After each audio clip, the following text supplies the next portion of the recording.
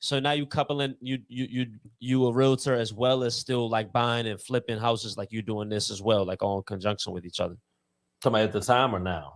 Yeah, at the time. No, at the time. Yeah. So at the time, Okay. I was doing rehabs. And I was still being a realtor. I was still Right. serving customers and whatnot as a realtor. And so Right. I was like, man, I done already, I've already been introduced to this industry.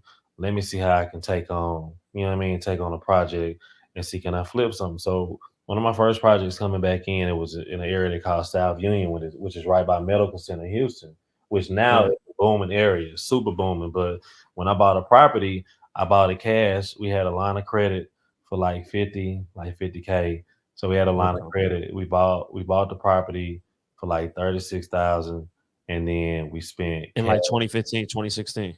This is like 2015, yeah, 2015, Okay. 2016. So we bought a property, cash, and then we were just using credit cards and whatever capital that we had to fix it up. So we bought it for like 36.5, and we put like I forgot how much we ended up putting into it, but the fact that we owned it outright and the lender that was financing the person that was buying the loan thought that we made this heap of money.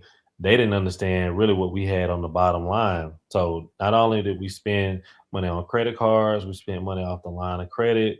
We spent cash. We were always keeping a record. My wife, she's a CPA, so she was Right. always keeping a record of how much we were spending. So I'm thinking I'm like, oh yeah, we only spent XYZ. We should be good on the profit. So we finally got to the closing table and we fixed it up and sold it for like 103. It was like, okay, we should be making a few dollars. She was like, well, did you take out this expense? Did you take out the debt service that we paid on the line of credit? Did you take out the credit card payment? Did you take out the investor that we had to have Right. on the back end? We had one person that Right. invested 9, another person invested 5 on the back end.